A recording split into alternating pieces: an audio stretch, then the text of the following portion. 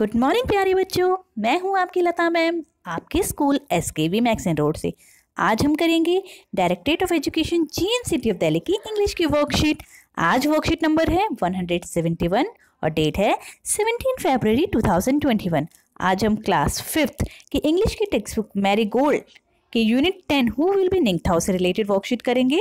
सभी बच्चे हमेशा की तरह कॉपी में अपना नाम, अपने टीचर का नाम, वर्कशीट नंबर और डेट ज़रूर लिखें। Good morning students, good morning बच्चों, you must be doing great. आप बहुत अच्छा कर रहे होंगे। So far we have practised nouns, naming words, pronouns, adjective and adverbs. मतलब हाल ही हमने अभी नाउन्स कर रखे हैं, प्रोनाउन कर लिए हैं, एडजेक्टिव और एडवर्ब कर लिए हैं। Let's get into some action today. और आज हम कुछ चलो एक्शन करते हैं।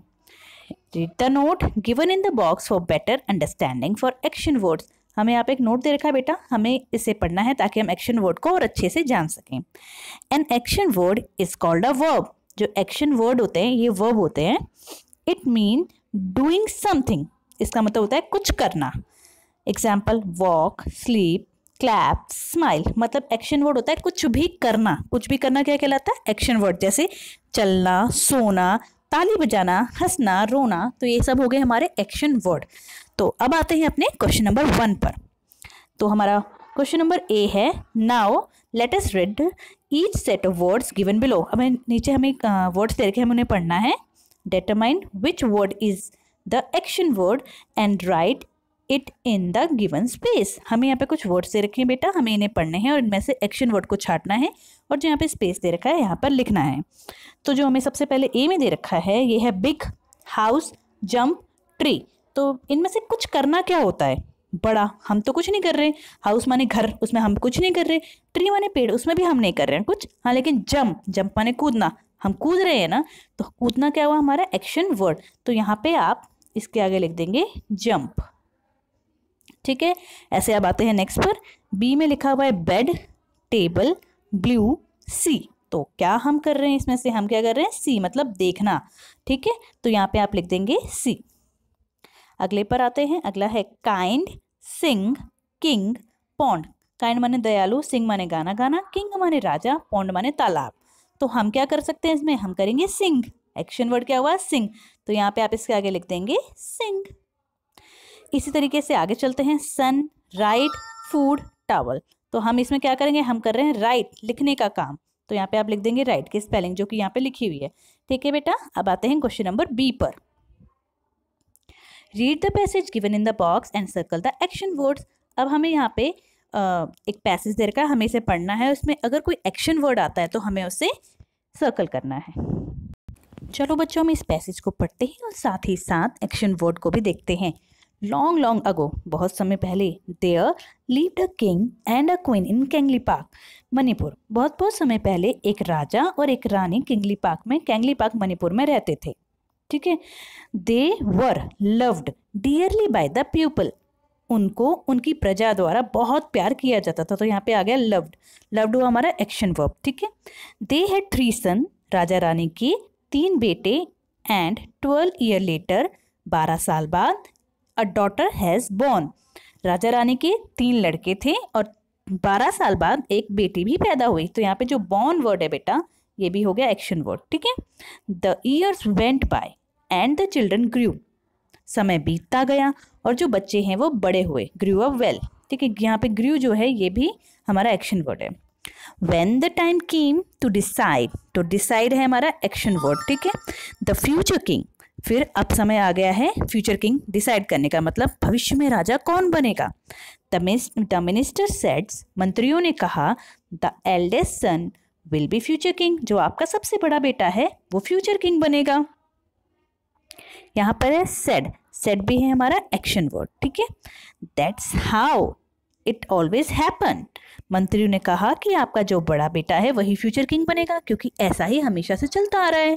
तो यहाँ पे हैपन है हमारा action word. But the king decided, decided action word है। टू होल्ड, होल्ड भी एक्शन वर्ड है। Horse riding, riding action word है। Contest, to find out who is most worthy for becoming a king. लेकिन राजा ने decide किया कि मैं एक हॉर्स राइडिंग का कॉन्टेस्ट रखूंगा, एक कंपटीशन रखूंगा जिसमें घोड़े की रेस हो, घोड़े में बैठ के आप रेस करेंगे, ताकि मैं उससे हमारे देश के लिए मोस्ट वर्थिंग मतलब सबसे डिजर्विंग जो राजा होगा, सबसे काबिल राजा मैं ढूंढ सकूंगा। ठीक है, ये तो थी हमारी पूरी पैसेज। दोबारा समझा देती हूँ। केंगलीपाक मणिपुर एक मणिपुर एक राज्य है जिसमें केंगलीपाक छोटी सी जगह है, वहाँ के राजा और रानी थे। वो प्रजा को बहुत प्यार करते थे और प्रजा भी उनको बहुत प्यार करती थी।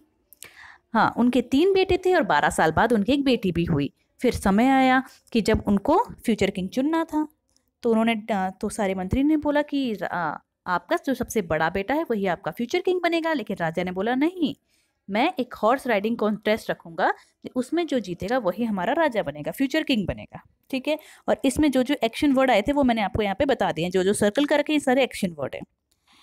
अब have you noticed that ed or d is added at the end of some action words here? यहाँ पे जो एक्शन वर्ड है इनके एंड में कहीं पे ed और कहीं पे d लगा है। जैसे हमने यहाँ पे देखे लव्ड, लव्ड में क्या लगा हुआ है बेटा, ed लगा हुआ है ना लास्ट में, और हैपेंड में लगा हुआ है, डिसाइडेड में लगा हुआ है। ठीक है,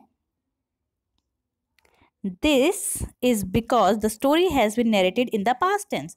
तो किसी में अगर वर्ब में पीछे ed लिखा रहता है तो इसका मतलब है वहां सब कुछ पास्ट टेंस में चल रहा है, जो स्टोरी है वो पास्ट टेंस में चल रही है।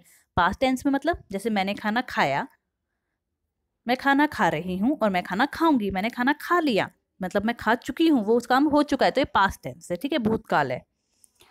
अच्छा, when we mention something that happened in the past, we usually add ed or d at the end of action word like wash का washed, smile का smiled। ये कहते हैं कि जब भी हम कोई बात पास्ट टेंस में भूतकाल में कहते हैं तो हम उसके पीछे ed या d लगा देते हैं। जैसे वॉश, धोना, वॉश्ड मतलब उसने धो दिए कपड़े, स्माइल मतलब हंसना, स्माइल्ड मतलब हंस चुकी है या हंस रही थी, मतलब वो हो चुका है वो काम। ठीक है, such action word are called regular action word. Simple सी बात है, जिन एक्शन वर्ड के पीछे ed या d लगता है तो वो रेगुलर एक्शन वर्ड है। ठीक है, in the story the king did not follow a set path to decide the future king. Similarly, in the English language, we have some action words which do not follow the set path of like regular action words when they are changed into past tense like grow, grew and find, found. इस story में हमने देखा कि जो पीछे से प्रथा चली आ रही थी कि सबसे बड़ा बेटा ही राजा बनेगा, राजा ने ये बात नहीं मानी। इसी तरह इंग्लिश में भी कुछ चीज़ें अलग होती हैं। जैसे पास्ट टेंस में लिखने के लिए सब में ed ही नहीं आता, कुछ चीज़ें अलग भी होती है। जैसे ग्रो, ग्रो का पास्ट टेंस होता है ग्रू, और फाइंड का फाउंड, तो they are called irregular action words. ठीक है, तो हमने 2 टाइप के एक्शन वर्ड देखे, रेगुलर जिनके पीछे डी या फिर ed आता है, और इररेगुलर जिनके पीछे डी या ed नहीं आता। तो आगे बढ़ते हैं। अब आते हैं क्वेश्चन नंबर सी पर। क्वेश्चन नंबर सी में हमें करना है fill the missing word in the given table. यहाँ पे हमें खाली स्थान दे रखे, उन्हें हमें पूरा करना है। देखिए यहाँ पे आएगा हेल्प, हेल्प की पास्ट टेंस होती है हेल्प्ड, और ये पूछा हुआ है रेगुलर है कि इरेगुलर, तो ये रेगुलर है क्योंकि पीछे इसमें ed लगा हुआ है। टीच का सेकंड फॉर्म होता है टॉट, मतलब पास्ट टेंस टॉट होता है, तो ये इरेगुलर वर्ब होता है। मूव का मूव्ड, लास्ट में ed आ रहा है तो ये रेगुलर है। होल्ड का हेल्ड, चेंज हो गया ना पूरा, तो ये इरेगुलर है।